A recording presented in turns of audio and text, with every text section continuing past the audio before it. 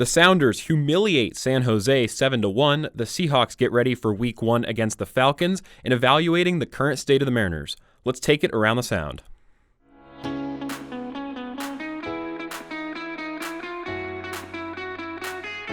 Hello and welcome to episode 1 of Around the Sound Seattle Sports. I'm so excited to be here with you guys today with the launch of my first solo podcast. If you haven't checked out the trailer for the podcast, I released that 2 days ago, so go check that out. It's only 4 minutes of your time. I think you guys can get through it. I'm your host. I'm Peyton. I should be a consistent piece here. Go ahead and follow me on Twitter at @ThePeytonThomas or on Instagram, the Instagram for the podcast at Around the Sound Seattle. I was hoping that we could get some content for this podcast for episode 1. We could start it off with a bang, and boy, did the Sounders give me plenty to choose from. 7 different goals in the game against San Jose Thursday night, and this game was crazy. To score 4 goals within 20 minutes and 5 before halftime, it's very few times that's happened in the history of the MLS, and what a match it was from the Sounders all around. It takes quite the team performance to win 7-1. And what really impressed me most about it is it was 7 team goals. It's not like one player was able to take over that match and there was a hat trick of solo goals. There were 7 well-crafted team goals. The team looked connected, everybody from back to front. I'll say this later in the episode, but those center backs had such a quiet day. I felt like San Jose didn't even get a touch in our third until close to halftime, maybe the 40th minute. It was absolutely crazy. When you see a scoreline like this, the first question that I want to ask is, were the Sounders that good or were San Jose that bad? For those of you that don't really know the Earthquakes inside and out, the style that they play with their coach, Matias Almeida, it's a unique style. It's one of the most aggressive styles in MLS, and they play this super attacking, upfront, pacey style, but the big criticism is they leave themselves open at the defensive end. They push their center backs up. They keep a high line. They play stopper center backs, which means those center backs, those 2 guys in the middle of defense for San Jose, they're going to press your attackers. They're not going to let your attackers sit on the ball. But the big rip is they don't have the quality up top to outscore teams. And we saw that this game. Wondolowski is not what he used to be, even though he did still get a goal on their only goal came from a Chris Wondolowski penalty. But they don't really have any other superstars up top. They can't really get away with this style unless you have some extremely high caliber players up top, and that's not yet what San Jose has. They're a building project, but it wasn't just the tactics. The Sounders do play well into that style of stopper center backs, people that hold a high line, because the Sounders are so technical up top. Ladero is super technical. Morris is great on the ball. Jovan Jones and Rui Diaz, all 4 of those guys are fantastic players under pressure, can work the ball between each other, with defenders on them, with defenders in their face, and they're pacey enough. Almost all of them have speed to get past, maybe not Ladero quite as much anymore as he's getting older, but what we saw is just a full breakdown and laziness from San Jose. It takes more than tactics to give up 7 goals and have a 7-1 humiliation. The 7-1 scoreline is not testament, but it reminds so many people of that Brazil-Germany game in the 2014 World Cup, and it has become essentially one of the most overused memes in the soccer world. Brazil hosting the 2014 World Cup, coming into that semifinal game against Germany, such high hopes for the team to take down Germany, and Germany were slight favorites in that game, but to come out and destroy Brazil on their home turf 7-1 is what made that such a significant moment in the history of soccer, one of the biggest moments in the 21st century for soccer. I mean, maybe the Zidane headbutt in the 2006 World Cup, that was pretty big too, but the 7-1 meme has become such an iconic scoreline in the game of soccer. And of course, right after the 7-1 scoreline happened, I actually didn't think it was going to happen. When the Sounders were up 7-0, I did not think we were going to concede. I don't think we deserved to concede. First off, I don't think that penalty should have been awarded by VAR. I've said this over on my other project, the Supporters Pod. Go take a listen to that. I do that with a buddy of mine. It's another podcast. But I've said VAR in the MLS is extremely good. For those of you that don't watch the MLS as much and mostly focus on European soccer, VAR is implemented very, very poorly in the Premier League, and it has a lot of critics and a lot of backlash due to the way that it's been implemented, but I think the MLS has done it very well. And the biggest difference between what the MLS has done to implement it and what the Premier League has done to implement it is the MLS has to make things clear and obvious. It's similar to what the NFL tries to do when they bring in instant replay. And I feel like the MLS usually makes the right call, and most MLS fans are okay with VAR because it doesn't obstruct the way the game is played quite like it does in the Premier League. It doesn't ruin games like it does in the Premier League. In that Aston Villa game last year in the Premier League, that is just, it was bad call after bad call, and it continues in the Premier League. And I think it's polar opposite in the MLS. This is one exception. I do not think this should have been given on a penalty. It was Javier Arriaga defending in the box on Tommy Thompson. Tommy Thompson had the ball at the top of the box. This was while the game was 7-0. Tommy Thompson goes into the box. Javier Arriaga sticks his foot in, and Tommy Thompson lands on it. So his cleat, his boot actually landed on Xavi's foot, and he went down really, really theatrically, if that's the right verb to use. I don't think it should have been awarded as a penalty, in all honesty. I'm really surprised that VAR decided to give that one as a penalty. Oh, well, it's 7-1, but what it does give us is it gives us the iconic scoreline, the 7-1. So as soon as the game was over, you know that the memes about Brazil and Germany and the Sounders, they started, and social media blew up. It's the first time since I've been an MLS fan that I've seen 7 goals in the MLS. I've been watching the MLS for almost a decade now, and I don't remember another game where a team has scored 7 goals. You see it in Europe slightly more often when you have teams like PSG that dominate teams at the bottom of the French league. But the MLS, the parity is so good in the MLS compared to many of those European leagues that you don't normally see 7 goals, and it was absolutely crazy. There was a screenshot that somebody took of the game on the 3rd goal, and that was really when San Jose gave up. It had to be late teens, probably 16th, 17th, 18th minute. I'm not sure exactly when that 3rd goal was scored. But if you look at the screenshot, the back line for San Jose, all 4 defenders from the left back to the right back, were all probably within 30 feet of each other.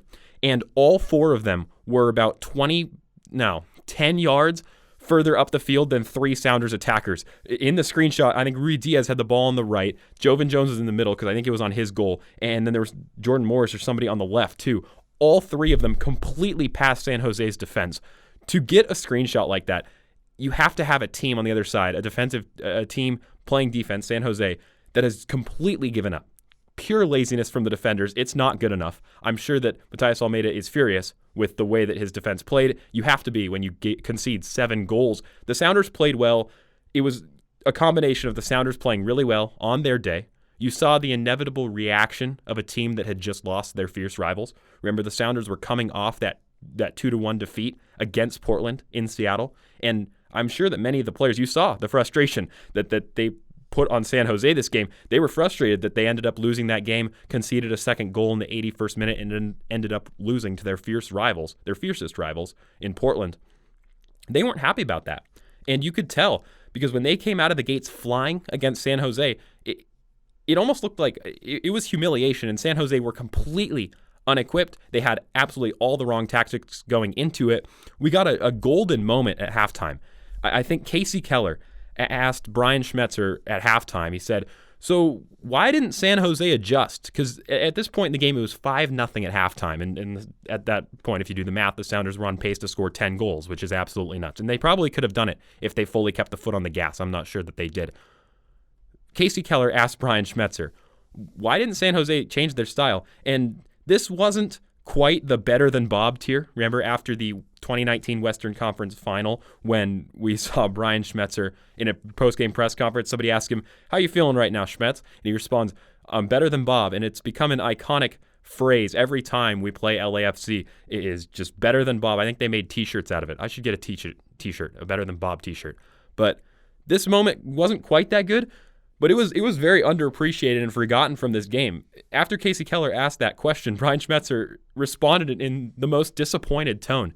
It wasn't like he was mad at San Jose for not giving him a game. He was just flat out disappointed. It's as if he wanted to play tougher opponents. He was like, well, I guess that's just the way that they want to play. And then the Sounders came back out in the second half and scored another goal, a 6th goal, in like the 48th minute. So they kept the foot on the gas for that part of the game, but I thought it was absolutely hilarious. Another golden press conference moment from Brian Schmetzer. I love having a coach in the league that has just a golden personality. He's such a great guy, a Seattle native, true to the Pacific Northwest. So the next part of the schedule has been released for the Sounders. This was their last game in this portion of the schedule when the Sounders had returned to their home market after the MLS's back tournament, the MLS laid out sort of phase one of the reintroduction into the MLS season. We got 6 games scheduled. We played 5 of those. The only game that we hadn't played was the one that got postponed against LA Galaxy. That was the night that the Bucks decided to protest and not play their game, so the Sounders ended up following suit and not playing their game that night. So that game against the LA Galaxy has been rescheduled now. We got the second part of the schedule, and we also got a new playoff format in the MLS. So what we expected was to see 7 teams from each conference make it to the playoffs. That's what they changed it to last year, the new playoff format. And historically in the MLS, you had 2-legged ties where you had 6 teams from each conference make the playoff, and you had a home leg and an away leg, and whoever won on aggregate would go through. With the new MLS Cup playoffs format that they introduced last year in 2019, they expanded it to 7 seeds, so only the first place seed in the West and in the East get the bye. It's similar to what the NFL do, actually, and they reduced it to they're not doing the home leg and away leg aggregate anymore. They're just doing a single match, which in my opinion was a good move because it makes the matches mean more. It almost seemed like in the first round of those playoff matches, the first tie, whoever was home first, that match didn't seem to really matter. It was all about the second game. And I think when you get into the fall, the MLS is competing against the NFL. It's at that point in the season probably competing against the NBA starting back up in a normal year. Obviously this year's been completely screwed up, but for MLS to have less games but more important games, it's going to get more eyes, and I think that's a good thing for the league. But anyway, back to this crazy year. The MLS released their new playoff format for 2020. They are going to let 8 teams in from the Western Conference and 10 teams in from the Eastern Conference. The Western Conference will operate, 1 versus 8, 2 versus 7, exactly how you would expect, how a normal bracket would be laid out, and it's only one game, obviously. And then in the East has 14 teams compared to the West with 12. The East, they're letting the 7th seed play the 10 and the 8 play the 9 as sort of play-in games into playing the number 1 and 2 seeds in the Eastern Conference. So we'll see a lot of teams in the playoffs this year. 18 MLS teams will make the playoffs this fall, which is crazy. It's absolutely a huge number compared to 12 that it was in 2018. 12 teams made the playoffs in the MLS in 2018. Then it got expanded to 14. Let me do my quick math in my head there. And this year, 18, part of that being, well, actually all of that being a part of the crazy coronavirus screwed up year that we have right now. Normally, I assume we'll be back to 14 next year. So the next part of the schedule, the MLS also released 3 fixtures for the Sounders coming up. And we play, I was hoping that the MLS would let us play some other teams in the Western Conference because they had kind of regionalized the league. I know the 3 Canadian teams, Vancouver, Montreal, and Toronto, were all playing each other. We were pretty strictly on the West Coast other than that one game against RSL. So I was hoping in the second phase of this scheduling that we would actually be able to play more teams in the Western Conference, mostly because up and down the West Coast, teams are pretty good, except for San Jose, which we saw on display Thursday night. We play LAFC first, then Portland, then the LA Galaxy. LAFC are on poor form right now. They're sitting in 7th in the Western Conference, and that's probably the easiest of the 3 games, but this is still a team that has Rossi. It's still a team that has Vela. They have so much talent on the roster from top to bottom. They're a team that are capable of getting back on form at any moment. It's the team that blew us out, humiliated us at the MLS's back tournament 4-1. That game was so ugly. It revealed so many flaws in our defensive line that we still haven't fully recovered from. But LAFC, poor form right now. I think they've lost 4 of their last 6 games. That game's the easiest of the 3 because after that you turn around, you play Portland, your fiercest rival. Portland's a great team. Sebastian Blanco, their best player, is out with an ACL, but in these tight, fierce rival matches, anything can happen. The game is almost always close. That game where we played them down in Portland a few weeks ago and we dominated them 3-0, that's a very rare occurrence to see a derby match, to see a rivalry that fierce go in one direction that convincingly. Normally you see those games, regardless of how well the teams are playing, you see those games go really tight because the players are so motivated to get one over on their rivals. And then the third game you play LA Galaxy, who I've been very critical of this year, but have turned it around. The LA Galaxy are one of the hottest teams in the MLS right now. They've just beat LAFC twice. I think they've won all of their last 4 matches, and they are sitting 3rd in the Western Conference right now, which isn't too shabby for an LA Galaxy team that certainly has some problems within their lineup. Right now, they look very, very good. By the time we play them, it could be a totally different dynamic, though. That is about 3 weeks down the road now. But overall, what a game for the Sounders. What a statement victory. We talk about how bad San Jose is, but Joven had a great night. Ruiz Diaz had a great night. Morris had a great night. Pretty much everybody contributed. Like we said, 7 team goals. And watching this game, I think what you realize as a neutral MLS fan is that the Sounders they have the talent to be the best team in the league going forward. Even LAFC. LAFC's had that title since the beginning of 2019. They were favorites to win the MLS Cup in 2019 when we upset them in the Western Conference final. That was a huge moment because we finally saw the cracks in the LAFC dominance that won them the Supporters' Shield last year. And coming into this year, we saw the same narrative, that LAFC is probably still the most electric, dynamic team going forward.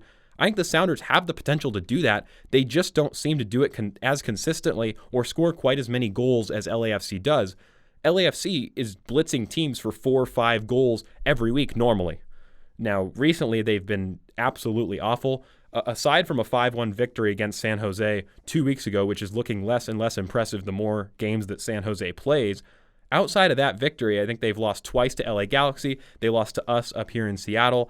And Seattle, going forward, when everybody's healthy, there's no real weak part of that attack. And everybody has the potential to score great goals. Everybody has the potential to create goals, be a playmaker up top. I just want to see the Sounders take that next step into blitzing teams for 4 goals every week. It's really hard to do that as a team because you have to have first incredible talent and incredible consistency. And the second part of that is the piece that LAFC don't quite have yet. And that's the reason that they still haven't won any huge silverware. It's what knocked them out in the 2018 playoffs. It's what knocked them out last year in the 2019 playoffs. It's the reason they were knocked out of the MLS's back tournament. Is those players up top, they're not going to show up for a good day at the office every day, every match. It's so hard to do as an attacking player to stay on form, to stay deadly every week in, week out. It's incredibly hard, but I would love to see the Sounders do this more often. Not 7. I'm not expecting 7. 7, this is a once in a blue moon occurrence. Like I said, I've been watching the MLS a long time. I've never seen 7 goals. But I would love to see them have more performances like the one we had in Portland, the 3-0 performance. I would love to see us take the pressure off our center backs because in this game and in the game against Portland, those center backs didn't have to work very hard. And that's the weakest part of our team right now. That's what's keeping the Sounders from being the best team in the MLS is those 2 center backs. If we can keep the ball away from them, keep our opponents in the middle of the pitch or in their own third, then we're going to find a lot of success. Because if we're able to keep the ball at the midfield, as far back as the fullbacks, but especially the midfield and Ruiz Diaz up top, we're going to be in great shape. Because like I said, all of those players, Joven, Ruiz Diaz, Morris, Ladero, they're all capable of playing under pressure. They're all capable of creating goals, and they work very, very well together. We've got some tough matches. LAFC, Portland, LA Galaxy, those 3 are going to be the tests for the defense to see if those center backs can improve. The communication with Stefan Fry, I think, needs to get a little better. I think the communication between each other, between Xavi and Yaimar, O'Neill's going to come in and be that third guy whenever one of those 2 guys needs a rest. Those 3 guys, those 3 center backs, it's going to be their improvement over these next 3 games going into the playoffs that is going to be the real teller. Because when you play better teams, you're not going to be able to keep them in their own defensive end. They're going to put pressure on the center backs. I would love to see I would love to watch a team play where we don't have any pressure on the center backs all game. That's basically what it was Thursday night. That Xavi challenge on Tommy Thompson was sort of the one exception, but Tommy Thompson wasn't really in a super dangerous position there either. I think that we held our shape well. We just got a little unlucky with the VAR call.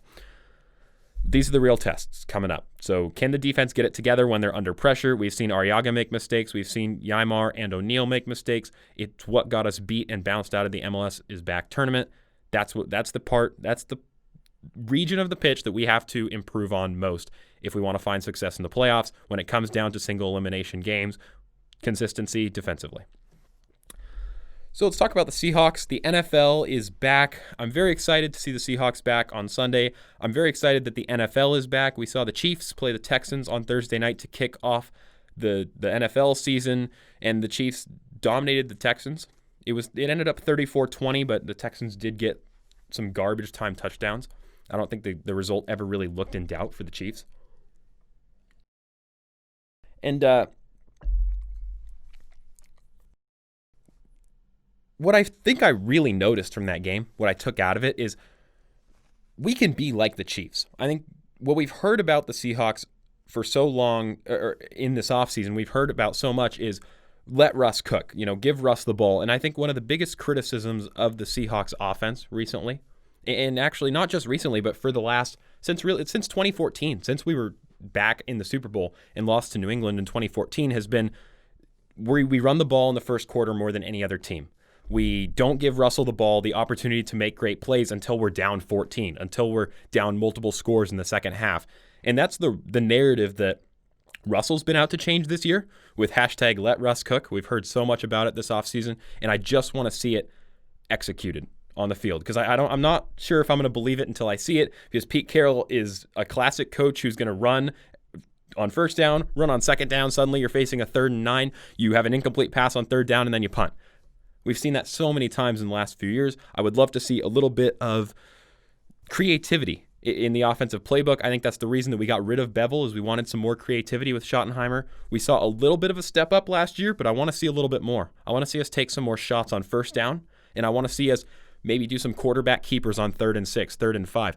Hit defenses with things they're not expecting. And I think this goes for both sides of the ball. This is the point I was going to make about the defense soon, is we need to be unpredictable. I think the Seahawks in the last few years, in Pete Carroll's coaching style, it's gotten a little bit stale. It's gotten a little bit predictable, and then we get down multiple scores. Russell is going to bring us back sometimes. He's capable of doing amazing, amazing things that no other football player on this planet is able to do. If you're thinking Patty Mahomes, we'll get to that in a second.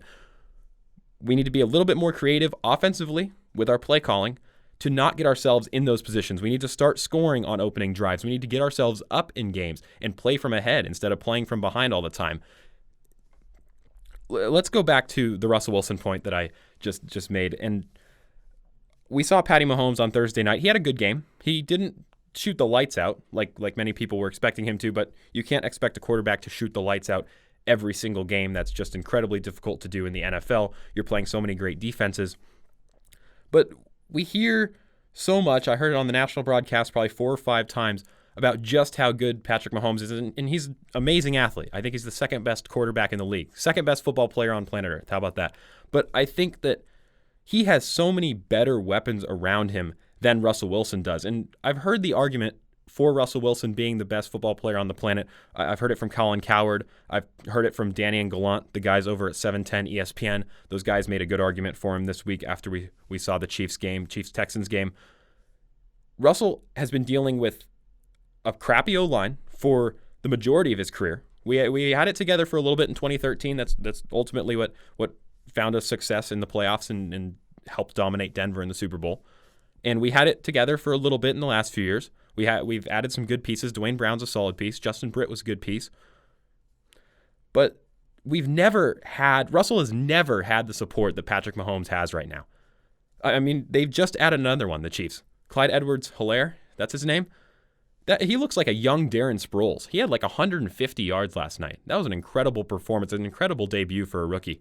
For fantasy, I go in to check the ratings, and he's like the 5th highest running back, and he hasn't played a single down in the NFL yet. That was until Thursday night when he went for 150 yards, broke multiple tackles. He's only like 5'7", as if the Chiefs needed more playmakers on offense. They now have Tyreek Hill. They have 3 other solid receivers like Sammy Watkins. They got Travis Kelce, an all-pro tight end, and now they got this guy too.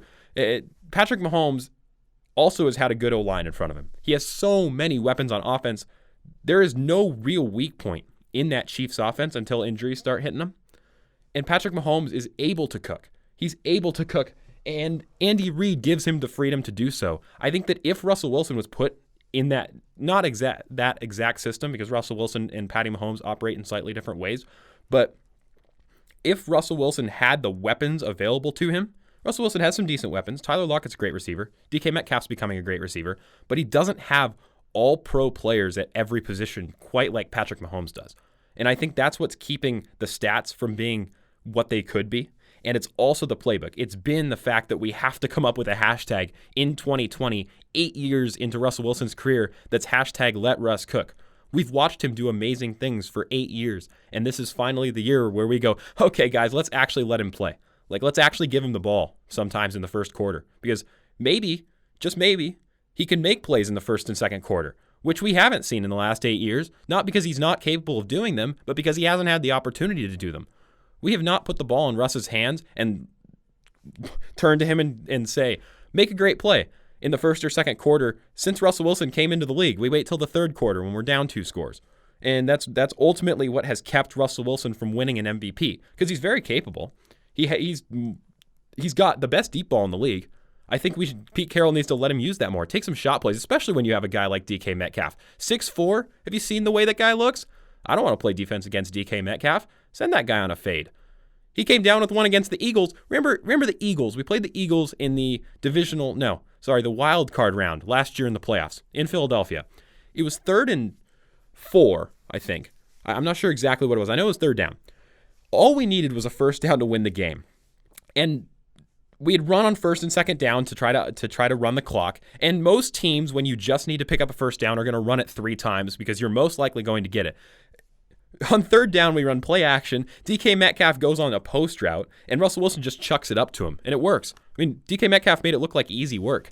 And if we can get that done in a situation where we probably would have won the game anyway. I don't think Philadelphia would have had too much time on the clock, but we saw that play. We saw Russ just be like, it's 40 yards. It's a post route. He's got a defender a yard or 2 behind him, but I trust my receiver. He's 6'4". He's been good this year. And Russell knows that he can put that ball in a perfect spot every time. So if we know we can do that in situations like that, why would we not do it in the first and second quarter where the situation, there's probably less on the line and Russ has less to worry about if it doesn't work out?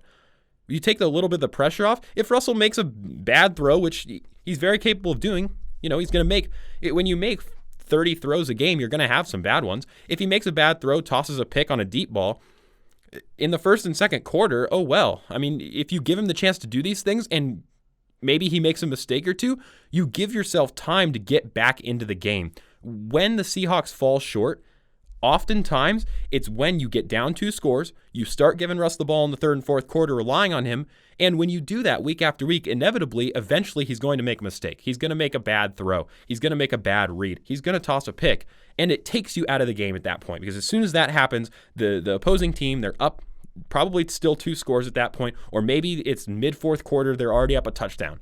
He throws the pick, the game's over. They're able to, move into field goal range, kick a field goal, make it 2 possessions again, and sort of ice the clock. I would love to see a Seahawks team that goes into the games, and I think this goes on the coaching staff and Pete Carroll, go into games with a completely different mentality of we're going to win this game in the first and second quarter, and then we're going to lock it up in the 3rd and the 4th. Instead of coming into it like, let's play conservative to avoid mistakes in the 1st and 2nd quarter, and then if something goes wrong, we can rely on our stars to get it done in the 3rd and the 4th quarter. And it's won them 9 or 10 games in the last 3 years, but it hasn't gotten them a bye in the first round of the playoffs. It hasn't gotten them back to an NFC championship game. We need a little bit more. We need a little bit more earlier on in the games.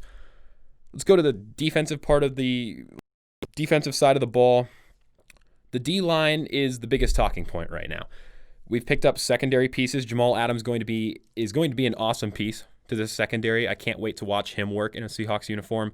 The secondary overall is a great unit. I think as long as you have a linebacking core that includes Bobby Wagner and KJ Wright, you're going to be all right over there. But preseason rankings put this D-line number 32 in the league out of 32 teams. Dead last. This is going to be the biggest area of improvement. We're going to look for guys to step up, and you have to put some pressure on the quarterback. You have to be able to stop the run. Teams that aren't able to stop the run or put any pressure on the quarterback, you're in trouble. I mean, you're in deep, deep trouble. And the Seahawks have some potential on the defensive line. We have some pieces that have been there, like Jarran Reed, and I think he's going to be sort of the veteran at this point on that D-line, and we're going to be looking for a big game against the Falcons from him, but he's going to have to be the main communicator on that D-line, pushing other guys. We have no Clowney anymore. He went to the Tennessee Titans. I know we were holding, a lot of Seahawks fans were holding out hope that he would return. And ultimately, I mean, the Seahawks weren't going to do it. I don't think they were willing to pay him what he wanted. And more teams, other teams in the league were willing. They had a little bit more cap room than the Seahawks did. But right now, I don't think defensive line sending 4, which is a standard rush on say, a zone or a man play, a standard play, you're going to send 4 guys. You're going to send the D lineman. I don't think that's good enough to pressure Matt Ryan right now, or it's good enough to stop the run against Todd Gurley. And if you let Todd Gurley pick up a few first downs, he's going to gain some momentum. And as soon as they've established the run game, that opens up all kinds of options for the Falcons in the play action game. And the problem, if you get to that point, is Matt Ryan's still in the prime of his career. He's on sort of the tail end of that prime, but he's still a great quarterback. And they have these guys named Julio Jones and Calvin Ridley, 2 not so shabby receivers. If you give them the opportunity to start making plays, if you don't put any pressure on Matt Ryan has 5 seconds to sit in the pocket. He's going to find one of those guys. Inevitably, they're going to get open. Our secondary is good, but they're not going to be able to hold Julio Jones all game. And this is a testament to what the Seahawks defense used to be and what it is now. See, back in like 2013, 2014, we had the Legion of Boom. You had Sherman, you had Earl Thomas, you had Cam Chancellor, you had Cliff Averill, and you also had Michael Bennett. Those are all 5 pieces are not here anymore.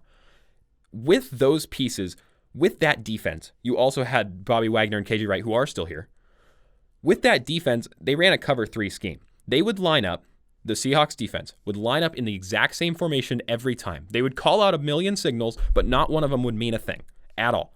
They would not change the defense formation all game. They would play cover 3, which you play Earl Thomas at center field. He plays single high safety deep. You have both corners drop back and play sort of even with Earl Thomas, though a little bit further up. And then you have cover 3. You have 3 deep zone coverages. You play Cam Chancellor up close to the line, and you send 4, and then you send Cam Chancellor and the linebackers into sort of a short cloud-like coverage, right? That defends from first down and 10, it defends inside the sticks. And the Seahawks defense bullied offenses with that. And the reason they bullied offenses with that is every time there's a weak point in cover 3, if it's deep, Earl Thomas was able to get there. If it's short, Bobby Wagner and Cam Chancellor were great enough athletes to be able to get there. Whenever offenses tried to do something different, tried to counter cover 3 against this defense, they were always able to use their athleticism to bail them out. And the problem is once you lose those pieces on the back end, the secondary is good, but the secondary is not the Legion of Boom. This defensive line is a silhouette of what it used to be. That defensive line was extremely underrated. Michael Bennett and Cliff Averill, we know, are great players, but they did so much because we really never blitzed back in 2013, 2014. I think we blitzed at a rate that was lower than any other team in the NFL for those 2 years. The problem is when you don't have those type of athletes in all 11 players defensively, you can't really get away with that. You have to have some fantastic talent all the way across the board to really get away with something like that. And they were able to do it. And that's why they were one of the most exciting defenses to watch that we've ever seen in the NFL. Maybe the 2000 Ravens were comparable with Ray Lewis. Those guys were absolutely nuts too. But that Seahawks defense was so fun to watch because they would absolutely bully offenses. Offenses would throw different schemes at them every time, and they would throw the exact same guys out there in the exact same coverages. Quarterbacks knew what was coming. Quarterbacks like Tom Brady knew what was coming, and we still got moments like the "You Mad Bro" clip, where Richard Sherman able to make a clutch interception and beat the Patriots. This is a completely new era in the Seahawks defense, and we need to evolve. We still play a lot of cover 3. I do like that we're evolving into some different zone blitz schemes, into some man blitz schemes, but with the current situation of the D-line that we have right now, ranked 32, dead last in the NFL, 4 guys is not going to get it done. Matt Ryan is going to have too much time in the pocket. Those guys who are on the D-line, like Jerron Reed, run stoppers first, their pass rushers second. LJ Collier, we don't really know yet because we haven't really seen him out there yet. We need to send, what I would like to see is some defensive creativity. Instead of just playing cover 3 every time, which we're not going to do, and Pete Carroll knows that we can't get away with that anymore. What I would like to see is us send 5 guys on first or second down. Run a zone blitz. Send 5 guys at the quarterback, 6 guys at the quarterback if you're really feeling dicey. Overpower that offensive line, get into the backfield, start disrupting plays. Because if you sit far enough back for too long, you're going to have Julio Jones on an in route, on a slant route for 10, 15 yards every time. Because unfortunately, if we sit back and play cover 3 now, yeah, Bobby Wagner is still the player that he probably was. He's probably better at this point, honestly, than the player he was in 2013. Such a fantastic, the longevity of Bobby Wagner in his career and his ability to just make tackles and almost break that record every single year is crazy to me. But this secondary is good, but they cannot play back there on their own for 5, 6, 7 seconds. It's just not possible. It's impossible for almost any human, unless you're named Richard Sherman, Cam Chancellor, and Earl Thomas. Oh, and all three of those guys had to work together to get it done. It's just not possible. And so I would love to see some defensive creativity, send more guys, then you drop off the next play. Say you start with a zone blitz, you blitz 5 guys, you get to the quarterback, maybe you pressure a throw. You don't get the sack, but you pressure a throw, you disrupt the play. Second down, maybe you show blitz, you send Jamal Adams up to the line, make him look like a scary guy, and then as soon as the ball snap, you drop everybody back. You drop back into that cover 3 scheme. Because, yeah, you're still playing cover 3, but Matt Ryan doesn't know what's coming. That offensive line doesn't know what's coming. Maybe they think Jamal Adams is coming from the right side, so the right tackle has to slide over there. But in reality, now, since we're only sending 4, the defensive line, they're going to shift the other way because they know that right tackle's looking for Jamal Adams to blitz. So they're ready for that. And they're going to adjust. And that's how you pressure a quarterback like Matt Ryan when your defensive line is not what we had in 2013. When you don't have a fantastic defensive line, you have to switch it up. You have to show the offensive line and show the quarterback, Matt Ryan, smart quarterback, show him different looks. Show him different looks on every down so he doesn't know exactly what's coming.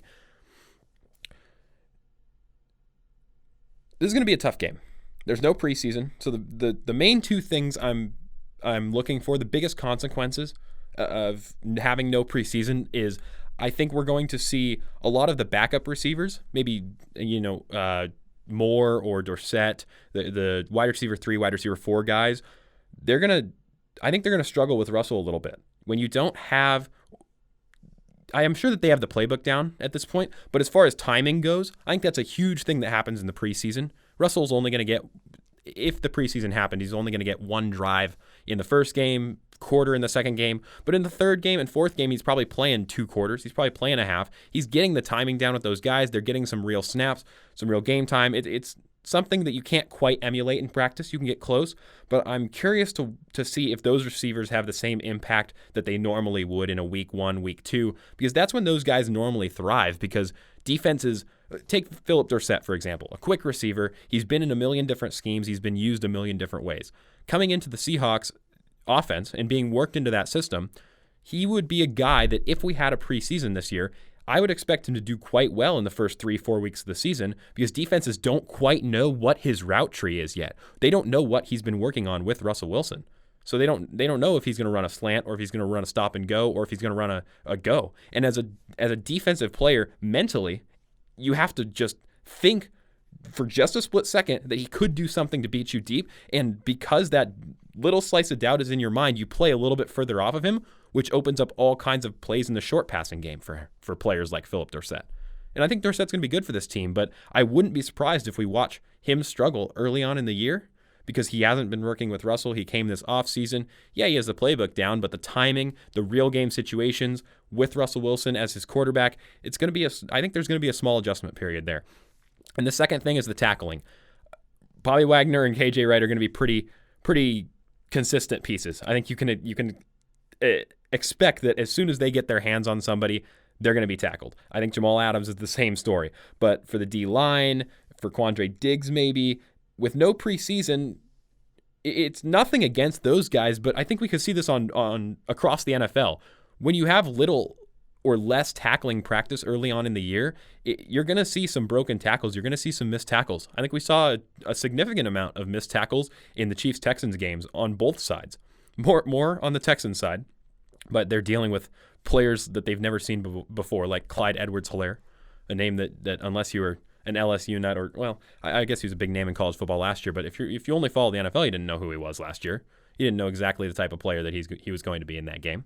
And he broke some tackles. He broke some important tackles in that game against the Texans. I would expect to see some missed tackles from the other guys on that defense. I would expect to see the same thing from the Falcons. The Falcons beefed up their D-line, but they got some new pieces in there, but I don't know if beefed up is exactly the right term because they almost downgraded on size. They got some more speed rusher type guys. So I wonder if Chris Carson will be able to work up the middle a little bit better. I don't know. We'll have to see. But I think those are the two things to look out for. Because of no preseason, it's going to be timing for those backup new receivers on the offensive end, and it's going to be tackling on the defensive end. All right, let's talk about the Mariners. I did want to touch on the Mariners a little bit. Obviously, this is the first episode of the podcast, and they're in the second half of their season, so I could go on and on for hours about all of the different things, all of the different moving parts in this season for the Mariners. But I do want to touch on two really important topics. The first of those being Kyle Lewis, and the second of those being how the Mariners operated, how Dipoto operated at the trade deadline. Because I think these are two important steps in the Mariners' development to becoming relevant. And Kyle Lewis, he's in contention for the AL Rookie of the Year. I think the only competition he really has is Luis Robert from the Chicago White Sox. And if you look at the numbers, they're comparable. Kyle Lewis is batting .307, 9 home runs, 23 ribbies, and with an OPS of .896. And Luis Robert is hitting .265, 11 home runs, 27 ribbies, with an .866 OPS. So comparable stats. I think Luis Robert has a little bit more power, but he's a little bit more of a streaky hitter. So I wouldn't be surprised if Kyle Lewis is able to be a little bit more consistent going down the stretch of these last few games, last 2 weeks of games, I believe. And we'll see a little bit of a drop-off. So I think the betting odds have Luis Robert just with a slight lead. But it would be disappointing if we didn't see Kyle Lewis win Rookie of the Year. He has brought a firework personality and with the play to back it up, something that the Mariners really haven't had in a long time. And as a Mariners fan, just the prospect of what an amazing outfield this has the potential to be. Kyle Lewis, assume he continues on with his development, and I would expect to see maybe not like similar numbers to what this season is. I would expect a slight drop-off because it's really tough to bat .307, or he was batting even higher earlier in the year. It's really tough to maintain that sort of average, especially because major league pitchers are going to learn what you do, learn what you like, learn what you don't, and try to adapt to that. They're going to change their game to that. I think that's what happened to Vogelbach. Vogelbach came up, started hitting some bombs. He was good for a few months, and then I think pitchers started to realize the way that Vogelbach hit, and the way that Vogelbach hit was he would take more pitches than almost any other player in the major leagues. And so pitchers, what they do is they get out 0-2 on him really quick. Throw him a fastball and throw him a breaking ball right in the middle of the strike zone. He's not going to swing at him. Then you got him 0-2. And ultimately, that's why Daniel Vogelbach batted under .200 this year, and that's why he doesn't have a job right now. So Kyle Lewis has to avoid that little hurdle. And I think that the consistency that we've seen this year is he's already half cleared it. He's played a little over 80 games at this point, I think. He played probably a month last year, and then he's played almost every game this year. So that hurdle's almost cleared, but we'll have to see how it plays out in the long term. Assume for a second that Kyle Lewis is able to produce similar numbers, bats right around .300 for the next few years. The rest of the outfield prospects for the Mariners are absolutely ridiculous. On the MLB Top 100 Prospects list, the Mariners have 3 outfielders. Jared Kelenic at number 12. He's going to be absolutely fantastic. We've heard just amazing things about how he's performing in those intra-squad games down in Tacoma. You have Julio Rodriguez coming in at number 19. So those are 2 guys in the top 20. And then we got Taylor Trammell from the Padres recently. He's number 60. And that trade was absolutely awesome. We'll talk about that trade in a second. But who do you bench between those 4? Assuming all four hit their potentials, well, you bench Trammell? No, you got to put one of those guys at DH. Those are 4 potentially fantastic hitters in the middle of a lineup. That's got the caliber of what the Astros had at the top of their lineup these last few years until we realized they were cheating. Now those guys aren't quite as good anymore, but it's weird. It's weird how you can't hit quite the same numbers if you don't know what pitch is coming. But those 4 guys are going to be, if they're able to hit their potentials, if all 4 of those guys have extremely high ceilings, all 4. I think Kyle Lewis, going into this year, I think most people thought out of those 4 guys, Kyle Lewis probably has the lowest ceiling. And he's slated to be Rookie of the Year this year in the American League. That's crazy. We are loaded with prospects in the outfield right now. And as a Mariners fan, I'm cautiously optimistic, just hoping that we can do the right thing to develop these guys into good major leaguers, because that has been the final piece that have kept the Mariners in this subsequent rebuild for 20 years, is you can't develop players in that last step of the process. They'll get the guys to AAA, then they can't get them any further. They can call them up, like Dustin Ackley. They'll call him up. He'll bat low 200s for a few years and become an irrelevant player. Somebody with so much hype around him. That is the worst case scenario for these guys, is if they turn out to be just like that. If the Mariners call him up too early or stunt their development or make a dumb trade to give him away, which I don't think is going to happen under Jerry Dipoto. I think that's the one thing he's made very clear. And especially with these trades at the deadline, which we'll talk about in a second. But I'm just really hoping that these guys can pan out, because those are 4 fantastic baseball players. The potential, all 4 of them, to be all-stars in this league. And I would love to see the Mariners reach. I would love to see 3 of the 4. I think that's a realistic target to hit. If Kyle Lewis stays on the same trajectory that he's at right now, I think Kelenic is not a sure shot, but very likely to be a consistent player in Major League Baseball from everything that we've seen from him in minor league ball and since we drafted him. And Julio Rodriguez, he's not far behind. Seriously, where's the weak piece? Like, Trammell is a fantastic player too. If you look at his minor league numbers, the personality of the kid, I can't wait to watch him play too. Overall, I just hope they pan out. Mariners have to take that final step in developing these players to become relevant again, ultimately, and get out of this 20-year rebuild. The Mariners that haven't been relevant really since 2001.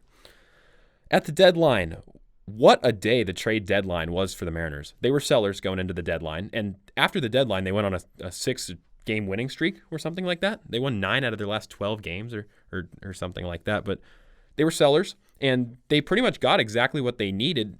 I think the biggest trade of that day was the one that included Ty France, Taylor Trammell, and 2 minor leaguers, all from the Padres, for Nola, Adams, and Altavilla. Those are 3 guys that the Mariners were probably trying to offload. Nola, he's been good this year for the Mariners. He's batting in the upper 200s, but he's getting older. He's a good athlete. He's a guy that the Padres could really use right now, because he's a guy that's probably only going to be good for another year or so. Catchers don't last all that long usually, unless you play for the Cardinals. We got rid of Altavilla's contract. I think that was the biggest thing that we were able to offload, is his huge contract. And he's going to be a solid arm in the Padres bullpen. He's 1 or 2 years away from probably reaching his peak and becoming a pretty good reliever. And he was one of the best arms we had in the bullpen. The best arm that we had in the bullpen who was injured is Austin Adams, who also got shipped off in this trade. So we gave up a lot of current talent right now, and the Padres were buyers. I mean, they're 5th or 4th in the power rankings this week. Tatis has been lighting it up this year. They've got a potential to do some real damage in the NL playoffs if they catch fire late in the year. And this is the kind of deal that they needed. But I'm really surprised that Dipoto and the Mariners were able to get just so much out of him. Ty France looks like a really solid piece. He's batting close to 300. Taylor Trammell, one of the top prospects in their farm system, and the Padres have a pretty good farm system. And one of those minor leaguers, Andre Munoz, he can throw 104, apparently. I haven't seen it, but sources are telling me, Padres fans on Reddit, are telling me that he can throw 104 miles an hour on the radar gun. That's crazy. I would love to see that flamethrower up here, and I think that's the role that he's slated for, is a closing role. But that's something, the Mariners haven't really had a flamethrower like that in a really long time, able to throw over 100 consistently and up to 104. That's crazy. I can't believe the human body can even accomplish that. We've never seen a fastball over 105, I think. We might have seen one, but I don't think the human body is really capable of throwing a fastball over 105. There's something on YouTube about it, but we got Munoz, so maybe he pans out, maybe he doesn't. He's sort of the riskier piece in there. I think the flamethrowers are always a risky piece because you don't have any control. Even if you're throwing that hard, major league hitters are still good enough that they're going to get to you if you don't have any control, or they're going to just sit on your pitches and wait till you walk them. So he might be the question mark in that trade, but Ty France is going to be good for the now. I'm not sure how long he has left on his contract, and I don't see him being a part of the long-term plans for the Mariners, but he's going to be a great piece to help coach some of these younger guys in the locker room. He's kind of the equivalent of what Nola was, except for he doesn't play catcher. He's able to bat DH. He can play first base. He can play kind of anywhere, Ty France, in the infield at least. They've played him at second. They've played him at third. And a solid hitter, a guy that is in playing well right now. He's a now player. He's not going to be there in 2022 when all these younger guys come up, but he can help nurture those guys. Mariners will pay him, and I think both parties are going to be happy. And then Taylor Trammell, the huge prospect piece that came over in that trade, he's one of the 4 in that huge outfield that has more potential.